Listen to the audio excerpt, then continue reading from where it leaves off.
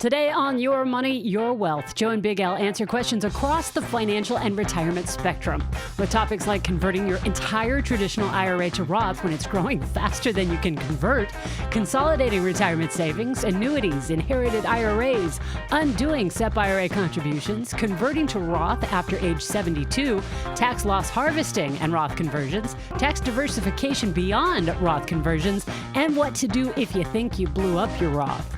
Click the link in the description of today's episode in your podcast app to go to the show notes where you can access free financial resources, the episode transcript, and to click the Ask Joe and Big Al on Air banner to send in your money questions, and maybe the fellas can answer without blowing them up. I'm producer Andy Last, and here are the hosts of Your Money, Your Wealth, Joe Anderson, CFP, and Big Al Clopine, CPA. So let's dive in. Okay, just like that, huh? Yep. Why waste any precious any time? You don't really care about my weekend, and I don't care about yours. No. So here we go. Done that, been there. It's like, no, thank you. Let's move on. Let's get to the meat. All right, Frank, he writes in from San Diego. Joe and Al, great program. Can I amend my tax return 2019 and remove my SEP IRA contribution penalty free? I filed my.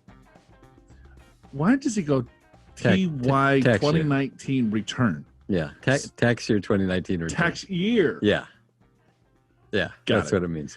Tax year. I thought it was tax return, but that would not be TY. That'd be TR. That would be TR. Got it.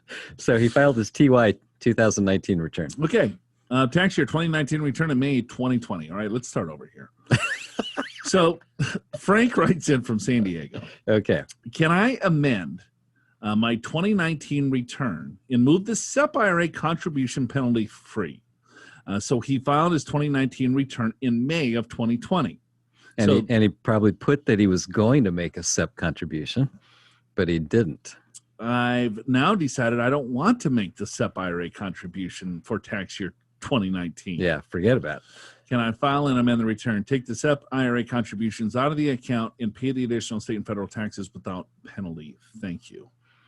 Well, I'll take this one, Joe. So, Frank, you can amend your return. You have up to 3 years after you file, so that's no problem. When you filed your return, which normally is due April 15th, this year was due July 15th, so you could have actually amended the return without penalty to that date. But now, since we're in August, as we do this podcast, then when you amend the return, you should have paid more tax by July 15th. So there will be a penalty from that date to the date that you amend the return. The penalty, I wouldn't lose too much sleep over it. It's only 3% interest rate. So let's say you owe an extra $1,000, just to do a simple example. And if it were over the course of an entire year, it would be a $30 penalty. But let's just say it's a few weeks. It's not going to be very much. Sure. But there's another kind of penalty too, Joe. And that is if the SEP IRA contribution, no, never mind, because he didn't make it. I was going to say if he made it and pulled excess. No, he did. No, I don't think he did. Can I take the SEP IRA contribution out of the account?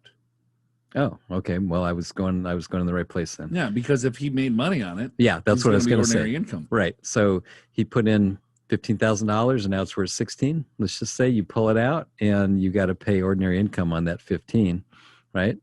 Well, if he puts in $15,000, right, and it's worth $16,000, yeah, and he takes the $16,000 out, yeah, he's going to owe taxes on the $1,000 because he's amending his return and not taking the deduction on the 15. Yeah, that's correct. So let me say that a little different way. So he'll owe taxes on the 15 that he already deducted, so that comes out, and he'll owe taxes on the 1,000 because that's what he made in the account. Correct. Okay. So we're saying the same thing just differently. I think so. All right.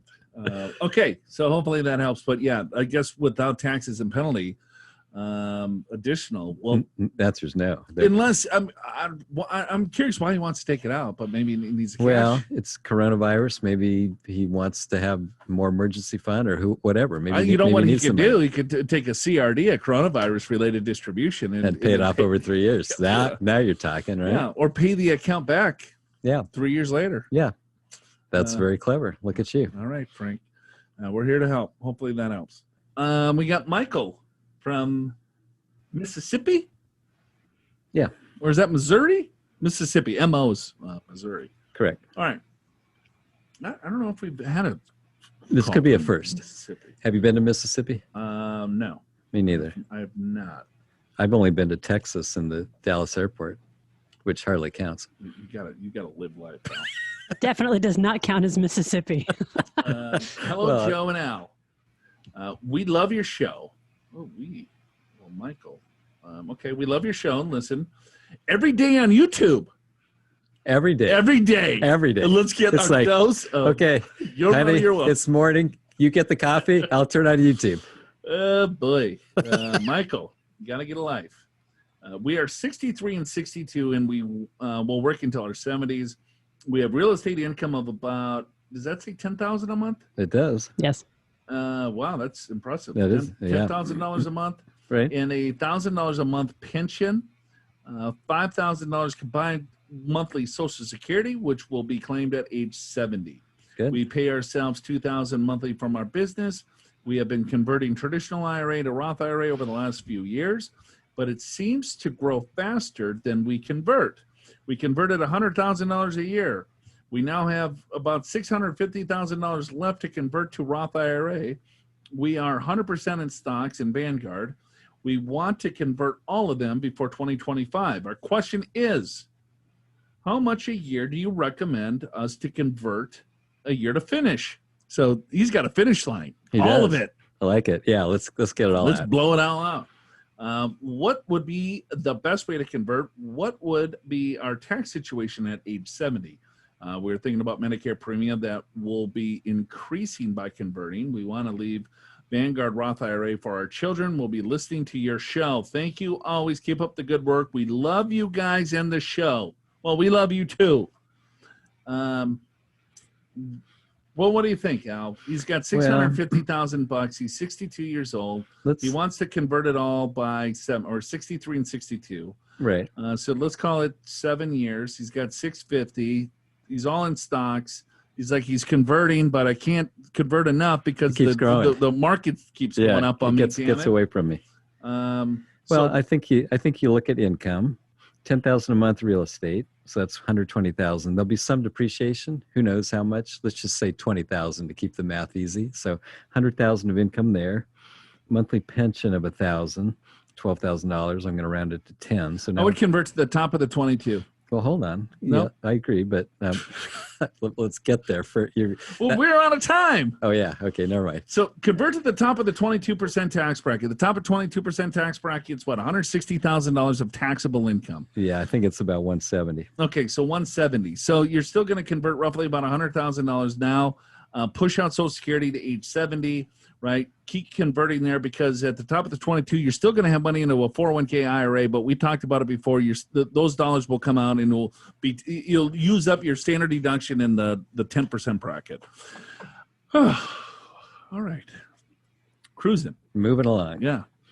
Eyes are getting a little red, Al. I'm getting tired. It's been a busy day. All right. We got Dale from Colorado Springs, Colorado. Very cool place. I just retired this August. Well, congratulations, Dale from Colorado Springs.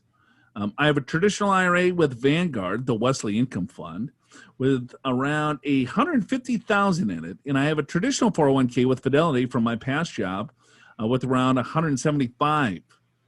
My question is, want to roll the 401k to the IRA? Would it be a good thing or not? Some more information about me. All right. I'm single, 66. I can live on Social Security, about $22,000 a year. He pulls out $12,000 from the retirement accounts, which will put me in a 0% tax bracket, and I can live comfortably on that. Also have around $30K plus in cash to help out. Thanks for your help. I'm a longtime listener to your podcast and also watching your TV show. Very cool. Thanks, Dale. I think he's right on. I would move the money from the 401k to the IRA for simplicity, or move the IRA into the 401k for simplicity. It just doesn't necessarily matter what you want to do there. If you like Fidelity, move it into the 401k. If you like Vanguard, move it there. With 401ks, you get a little bit more, protection if you does some criminal activity. True. But Dale seems like a nice guy. I'm sure. Seems like it. Colorado Springs. Yeah, nothing's really Good guy. going to happen there. Yeah, I agree with you. You generally have more investment choices in an IRA as opposed to a 401k. I don't know. I mean, sometimes you have brokerage accounts in 401k, so not necessarily, but that would be a general thing. But I think the most important thing, as you said, Joe, is it's simpler to have one account instead of two. And then he's taking less than 4% out of the overall account, so the distribution rate is okay. Yeah, I'm good with that too. So I like his plan. So he's single, 66, living out for Social Security, pull another $1,000 a month, got $30,000 sitting in cash, hanging out, watching Little Your Money or Wealth. I like it. All good. Okay. Andy writes in. Don't know where Andy's from. He goes, Dear Andy, Al, and Joe. Hope you are all well in yours. I guess you two are the only one that have yours. Hope you and yours are well. Yeah, I don't have a yours. You have a You have family. Yeah, my mother's, yours, no. Yeah. My goal is to strengthen my tax-free portion of assets. I have two questions. Imagine this, Al, another conversion question. If you convert a non-deductible IRA to a Roth IRA, can you offset the gains against tax harvested losses? No, that's a capital loss against ordinary income. You can do 3,000 if you don't have any other capital gains, right? But no, you can't. When do you have to stop converting 401k dollars to Roth IRA? Presume it's okay before 72, but can you do it after 72? Oh, God willing. If you make it. Yeah, there's no limit. You know what? If you lived 120, you can still be doing Roth conversions if you want. I'm going to be doing it after 72. Yeah, I know you are. Just killing it. You will have already converted everything though, right? At that point. You'll have to get some earned income so you can do a regular IRA so you can convert it. Yeah. Yes. Didn't put that one over his head there. Andy. Yeah. Oh, okay, don't blow up your tax brackets. So, all right. So to answer Andy's question is that no, you cannot take your losses from a brokerage account and offset those losses against a conversion. And then as long as you have dollars in a 401k account, you can continue to convert. The only thing is when you reach RMD age or your required beginning date, which is now age 72 or April 1st the following year, you have to take the RMD. You cannot convert your RMD.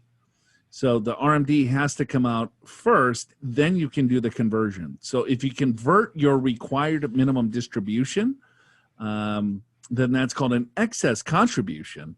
And then you have an excise tax of 6% per year. Those dollars are in the Roth. So just be careful with that. You have to take the RMD out first, and then you can do the conversion after you take your required distribution. So you don't want to blow up your brackets. What that means is basically look at your tax bracket and don't go into a higher bracket than you need to, and then pay the funds from outside the conversion. Yes, you absolutely want to pay the money from cash or brokerage account or outside monies from the 401k. Appreciate your shows and podcasts. Keep up the good work, Andy. Thanks, Andy. We got Alan from Texas writes in. He goes, howdy, Andy, Big Alan Joe. Appreciate the podcast and like how you bring some levity to the numbers. Keep it up. I have a question about tax diversification over time. I'm an avid listener to your podcast and hear you discuss how important tax diversification is, but it seems to be mostly focused on rolling funds from tax-deferred accounts to post-tax ones, e.g. the trustee Roth conversion. Presently, I live in Texas, make $57,000 a year and contribute the maximum to both Roth 401k and Roth IRA. My annual withholdings just about cover my tax burden. So I'd rather my money grow tax-free in the Roth accounts as I will likely be working for another 30, 35 years. My company includes an annual cost of living of 3%, and my plan is to divert that amount from my 401k to a traditional 401k to cover the increase in federal income tax. The goal is to contribute the maximum to my Roth accounts while keeping my tax burden close to zero. Is this a sound strategy? Am I missing something by contributing the majority of my investments to Roth accounts apart from the present day tax relief? I drive a Honda Fit and have spent time in Juarez. Yeah. Okay. Hey, no, I think we talk about tax diversification because everyone has their money in a retirement account, not a Roth account. So I think you're doing a hell of a job. Keep pounding money into the Roth, and it's going to be tax-free. And then if you want to put money in the tax deferred to help you a little bit with the tax burden, because most of your money is going to be tax-free anyway, and you're going to be in low brackets, so you still have a deduction. So yeah, I like it. I agree with that because I think sometimes people think that we want you to put 100% of your money into Roth, and not necessarily. Because let's fast forward to retirement age. If all your money is in a Roth, you have no income there. You've got your Social Security, which won't be taxable, right? So you've got basically have no income, right, to be taxed on. Which who doesn't want no income? But you were probably in higher tax brackets to achieve 0% tax. Why not take advantage of the 10 and 12% bracket in retirement? And so you actually want to have some money in traditional IRAs or traditional 401ks so you can use that money for the lower brackets in retirement. Yeah. And it also depends. I mean, you want to look at the taxation of Social Security. It's so what happens and that there, makes it more complicated. Yeah, because then some portion of the income will then make other income taxable in regards to Social Security, Medicare, and all that other stuff. Yeah. So I mean, it's never as simple as we say. Exactly. Right. But no, I agree with you. I think it makes sense to get a tax deduction today to help him with that tax burden. Yeah. Some of it. Right. Because some of it's going to come out tax-free anyway, just because you get a standard deduction of $25,000. Yeah, and he's saying by doing this strategy, it keeps his tax burden close to zero. I think what he's talking about is withholdings are covering his tax. It's not that he's not paying any tax. And a lot of people sort of think about things that way, which is if I don't have to pay any tax on April 15th, then I must be doing pretty good. And you did pay it. You just had it withheld. So just be mindful of that. You got John writes in from Los Angeles. Hello, guys. Love your show. Should have been watching it longer because I did something stupid after only listening to a few podcasts. So I'm hoping you can figure out what I should do now. I'm 70, wife is 60. I retired at the end of 2019. She retired a few years ago. After hearing you guys describe the benefits of Roth IRAs, I got excited and opened up one for each of us in December of 2019. In January of this year, having some cash lying around, I decided to put $7,000 into our new Roth accounts from our checking account and promptly invested the money in stocks. Fast forward to March 13th, both accounts dropped to around $5,000 each, and I rashly sold the stocks, thinking this was the end of the world as we know it. Of course, things turned around, and I reinvested the money in May, purchasing only Apple stock since it had done well for me in the past. I quickly realized that I had screwed up from the beginning since we need earned income to deposit money into Roths. I only earned $2,500 from a little consulting in 2020, and my wife will make no income. Now both Roths have blown up with Apple stock and are worth $9,000 each.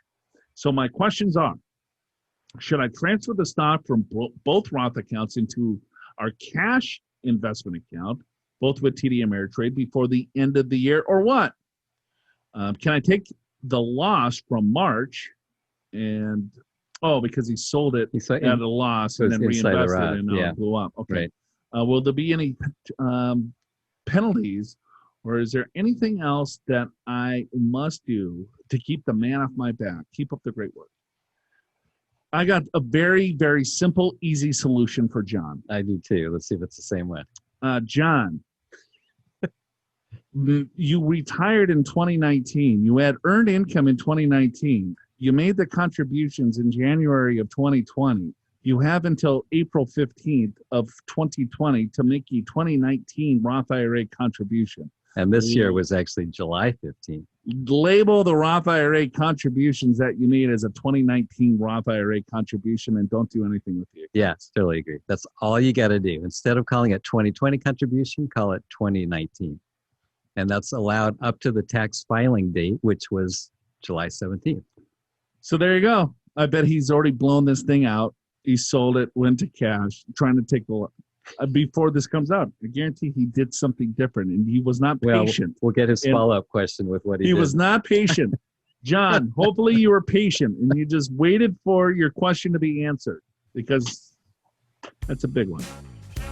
If, like John, you think you might have blown something up, or if you're just about to make a big financial decision, or if you just want a second opinion about your retirement plan, click the Get an Assessment button at yourmoneyyourwealth.com and sign up for a financial assessment with Joe and Big Al's team at Pure Financial Advisors. It doesn't matter where you are in the country, and it'll be far more in-depth than the spitball analysis you get here on the YMYW podcast. But, like the podcast, the financial assessment is free. Seriously, no cost, no obligation, it's free.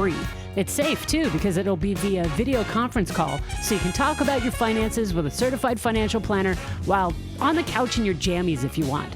Click Get an Assessment at yourmoneyyourwealth.com or call 888-994-6257. Steve from San Diego writes in, do you have an opinion on structured capital strategy funds?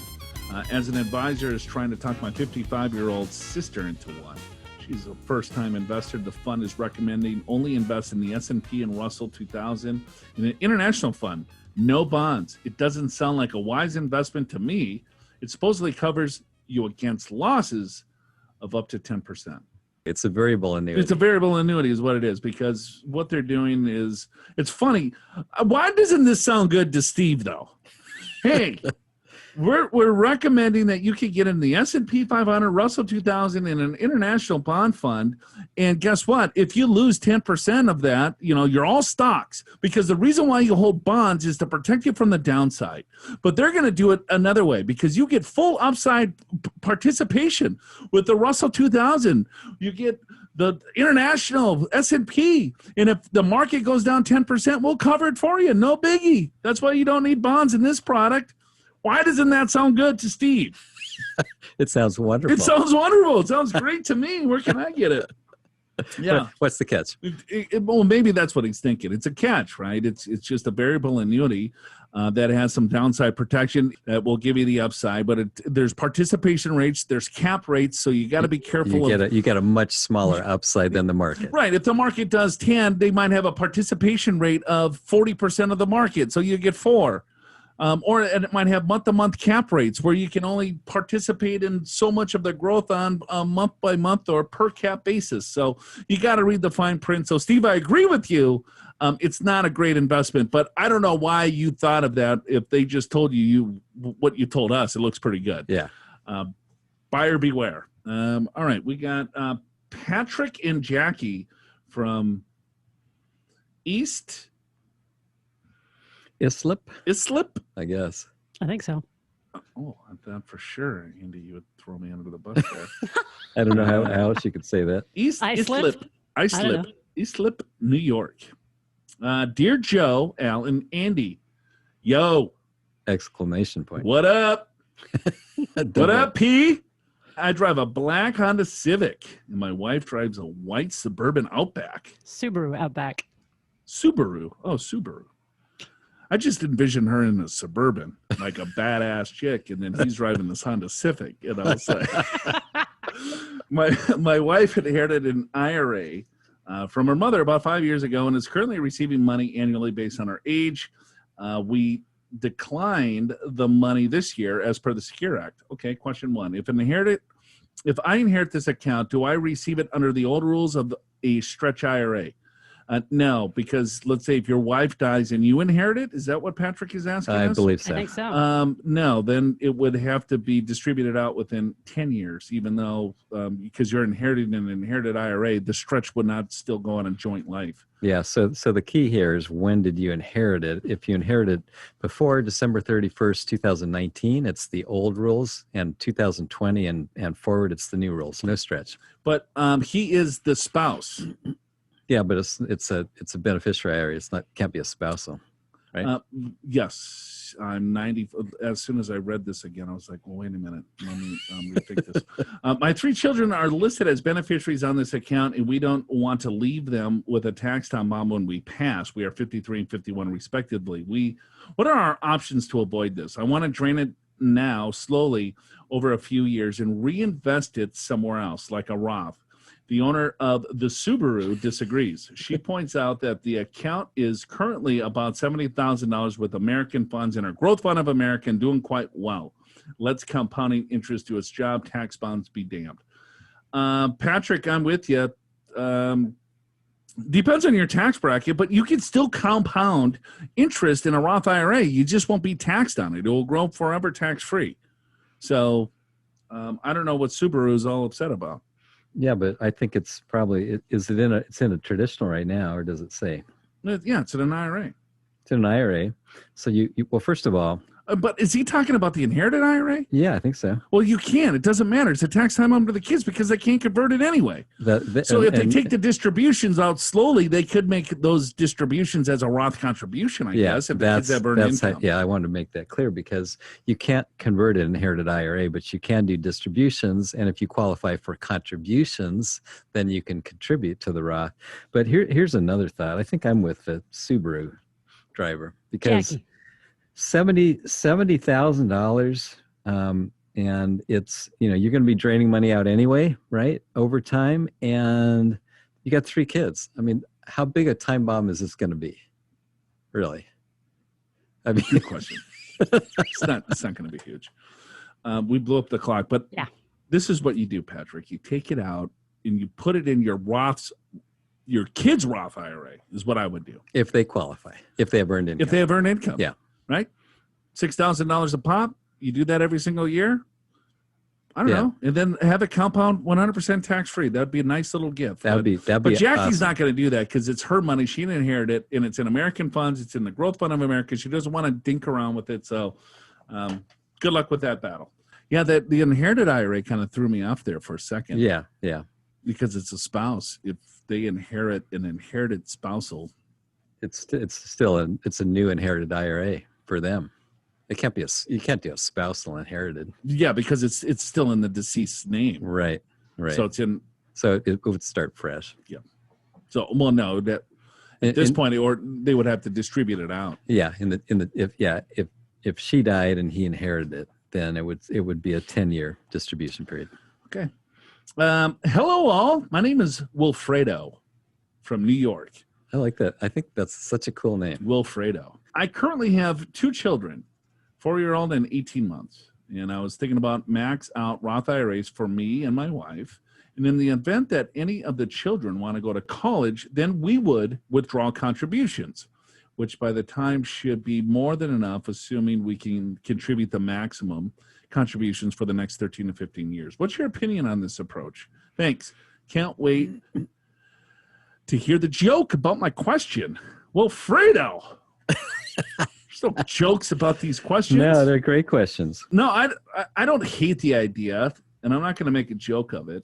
You're not? Not really. Yeah. Because what he's doing, what Wilfredo's doing is like, all right, I'm going to put, let's see, both him and his spouse, 10. They're going to put like almost $200,000 into Roth IRAs as contributions over the next 13 to 15 years. Okay. Yeah. And then he's like, okay, well, I can take the contributions out tax-free, penalty-free, and then I'll have that $200,000 available to take care of the kids when they go to school. I would not jeopardize my own retirement for my kids' college, first of all. By having $200,000, if you're going to max fund a Roth IRA for the next 13 to 15 years, by having $200,000 of contributions, Al, the market value of that account would probably be $500,000. And that's all tax-free for your retirement. Yeah. I would not do that. I would want to look at a different alternative. They're so difficult to get that much money into a Roth IRA. I mean, we've spent years on this show trying to explain different techniques to get people with a bunch of money that's not tax efficient to a tax-free position. And if you took it out to put the little ones through school, that's great. But I would use a different vehicle. I completely agree. I think that's good advice. I think the concept's right, though, right? The concept is simply that if you put in a Roth contribution at any age, you can withdraw those funds, no tax, no penalty, no harm, no foul at any time. And so that is a true statement. I guess one way to look at it is if you only had enough funds to do this or a 529 plan, at least if you do this, then at least the earnings are going to compound and grow and you'll have something in a Roth. I guess that would be one consolation. But I agree with you. I think if you can get this much money into a Roth IRA, and assuming with young children, I'm assuming, Wilfredo, you're young too. And by the time you get to retirement age, then you're going to have a good chunk of money that's all tax-free. That's like gold, right? I don't know. By the time his kids go to school, they'll be free. But I would take a loan. I don't know. You can't take a loan out for your retirement.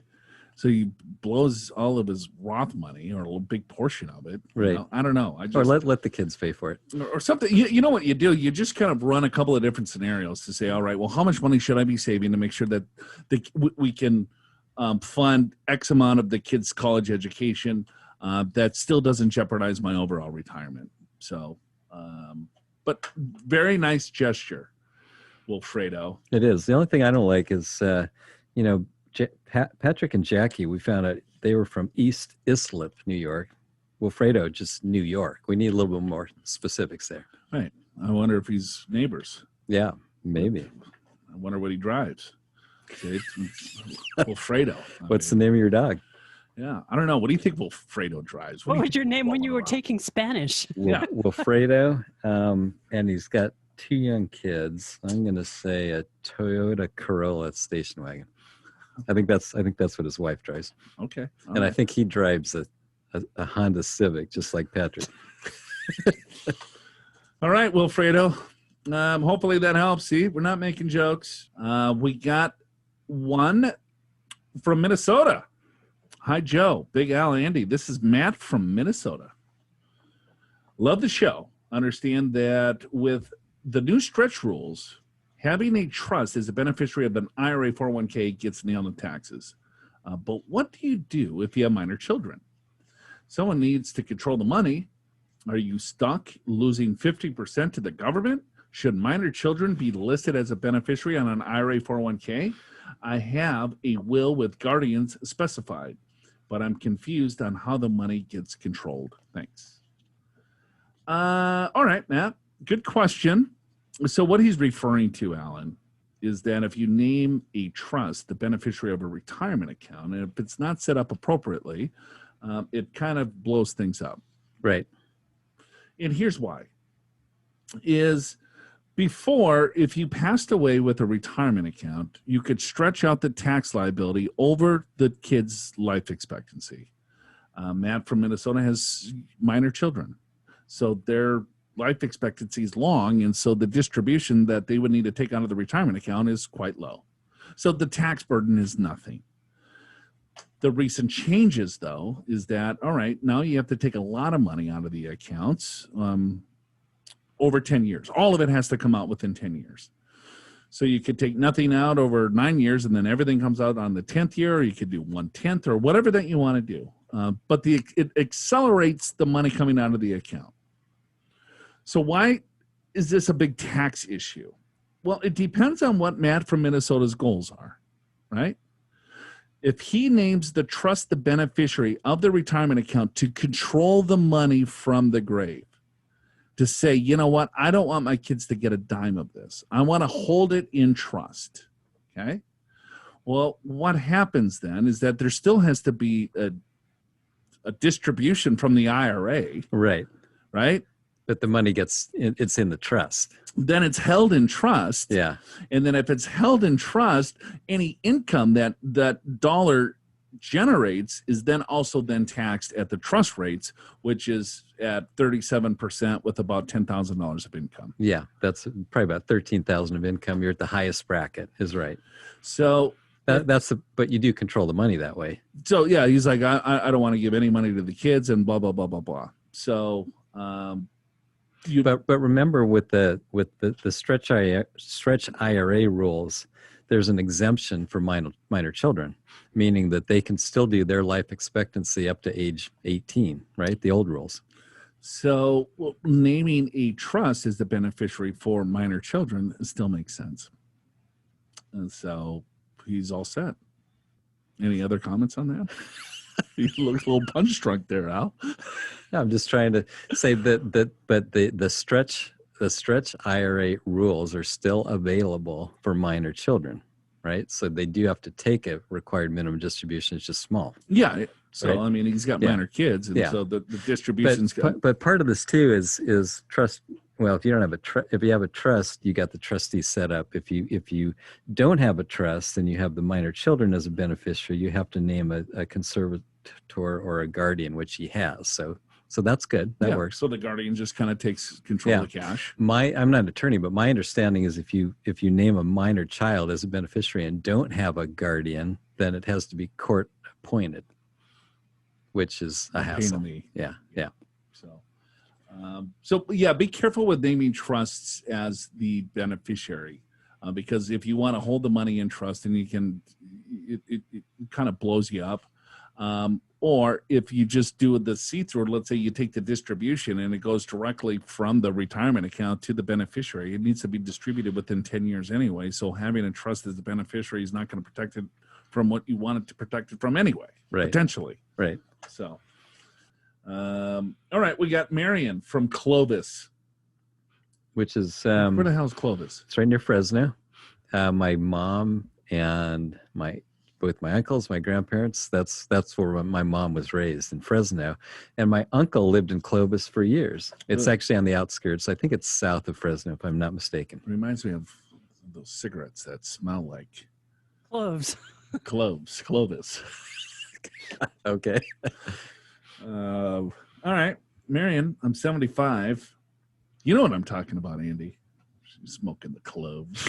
I've never actually done it, but boy, you definitely know that smell. I haven't really seen anyone smoke a clove cigarette in quite some time. No. I think I'm going to start the trend again. Oh, yes. How about right here in the office? Not around me, brother. Come on. I'm not. Right doing the podcast and doing the TV show, I'll be smoking cloves. Perfect to even further offend everyone you know. What? I think... Even further. I don't think that's... So she's that's saying, not offensive. It smells like incense. But see, Andy was saying you offend everybody. You see, even further offend. I know. So she's not a fan. I'm telling you. She sees you too much. All right. So Marion, 75, wondered if getting a home mortgage is desirable. All right. Low interest rates. Have a pension to cover the mortgage and current expenses. May be able to itemize taxes. Money would be gifted to children. So that's exactly what the email said. Do you have a question in there? Should Marion buy a house? Well, she wants to know if it's desirable. She probably has a house paid off. She wants to see if we think it's a good idea for her to get a mortgage, pull money out and give it to the kids. My answer, if that's your question, Marion, is no, absolutely not. Because you never know when you might need it. I mean, we're living into our 90s or 100s, and are some of us going to need long-term care? Might you need that money at some point? The answer is yes. So no, that's not a good idea, I don't think. Well, that's pretty good. That's a good deciphering. I was lost. I was like, I have no idea what the question is. But you're right. Now that I kind of looked at this. Now that you looked at it again? Hey, let's take the money out, low interest rates, give the money to the kids. So here's the even bigger interesting point to me is most women I know are petrified to say their age. And Marion is probably a guy. And she starts, oh, well, maybe. No, Marion's a woman. How do you know? Because this is Marion from Fresno. This is Marion who emails us quite frequently. She switches back and forth between Clovis and Fresno. Yeah, because they're right next to each other. I don't know. Well, you're stalking. Anyway. No, I just get a lot of emails from Marion. I named Marion. You can. My father-in-law is named Marion. Marion has even told us that John Wayne was Marion. Last chance reminder, you only have until September 21st, 2020 at 9 a.m. Pacific time to fill out the 3rd annual YMYW podcast survey for your chance at a $100 Amazon e-gift card. Tell us what you think of the podcast for your chance to win. Click the link in the description of today's episode in your podcast app to access the survey right there in the podcast show notes. No purchase necessary, U.S. residents only. That's it from Carmen, Alfredo, and Pepe. Stick around to the end for the derails to get in on the joke. Your Money, Your Wealth is presented by Pure Financial Advisors. Click the Get an Assessment button in the podcast show notes at yourmoneyyourwealth.com or call 888-994-6257 for your free financial assessment.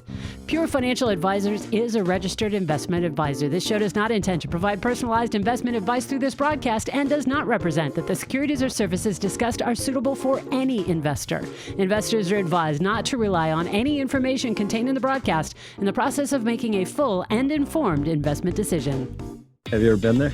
Juarez? Yeah. Only on no. TV. I dated a girl from El Paso. Yes. And her brother was a detective. And so I went on a call with him like one night, just kind of like a ride along. Right. And we drove to the border of Juarez. I never went through the border. We talked to some border patrol people. Got it. That's pretty close. It was pretty close. Saw it. I would love to go to Juarez. Yeah. Yeah. Right. Good time. Have some Tecate, some tequila. Right. Out. Right. Yeah. So, well, I just got myself, I was like totally living in the moment of like Narcos Mexico right there and totally forgot The question. what Alan from Texas was asking us. When I was taking Spanish in 7th and 8th grade, I was Alfredo. But I think I like Wilfredo better. My name, I took Spanish. What So were did you? I. Pepe. Pepe. Were you really? Yeah. I was Okay. Carmen. Carmen. Carmen. All I knew is when Where's Carmen? What's that show? Carmen San Diego. Where in the world is Carmen San Diego? Yeah, yeah. Where the hell is Carmen San Diego? That's Well, right. Carmen is in San Diego. Is it like where's she at in San Diego? I don't know. I Don't know anything about it. Never watched it. No, we'll joke about your name. I just love your name. Is all that's what I care about. We'll talk about Carmen in San Diego. I don't know how the hell we got there. All right. Because this show has now become Alfredo, Pepe, and Carmen on Your Yes. Money, Your Wealth. Pepe, certified I'm, financial planner with Alfredo. I'm Grande Alfredo, and you're Pepe and Grande Alfredo. Oh boy. But I get it now. The Subaru Outback is more, you're kind of a camper or something. Like you like the outdoors. Yeah, If you have an Outback. You can take an Outback anywhere. Oh, Four-wheel yeah. drive. Four-wheel drive car. If you live in I don't know about New York or East Islip, if you live in Colorado, you got to have it.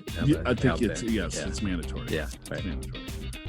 Probably goes to Urban Outfitters and yeah, right. Gets flat, REI. flannel shirts. Guaranteed. Yeah. REI. He's got a Yeti cooler in his hand right now. I almost bought a house But my right point- next to John Wayne's house. Oh, you did? Yes, over the weekend. Man, you are full of derails today. Oh, in Palm Desert. Palma Valley. Oh, Yep. Palma Valley. Yep. Oh, really? Right on the course. Boy, you're just buying real estate. I'm a mogul. You can't help it. I'm a mogul. You're finally, as Ann calls me, a real estate monster. Yeah. You're finally a real estate monster. Yeah, I was playing golf, and then after the round, it's 120 degrees out there. And then I had a couple beers, and then all of a sudden, someone brings out tequila, and then next thing I know, You're trying to buy Cows that. buying. I'm almost buying a house because it's right next to Bill Murray's house. Oh, It's on Oh, the there you go. 17th tee box, and I was like, you know what? I'm going to buy this house because I want to be neighbors with Bill Murray, sure. and live next to John Wayne's old house. That okay, I get that, Yeah. but didn't go through. No, we pulled. I pulled. After the It tequila sounded, wore off. it sounded great at the time, Al. Got it. Okay. So yeah, the Darth Vader mask and then Bill Murray's neighbor's house. Would be my two biggest Stupid purchases Wow. are getting stupid, bigger. It's like- purchases. Yeah, and your claim to fame too. Yeah, I mean it was like 3,000 square foot, 2 bed, 8 bath. 8. Is that enough for a single guy? Yeah, It's 8 bathroom, 2 bedroom. It used to be like the bungalows where people would stay or something. It was a cool house. There's a lot of okay. work to be done.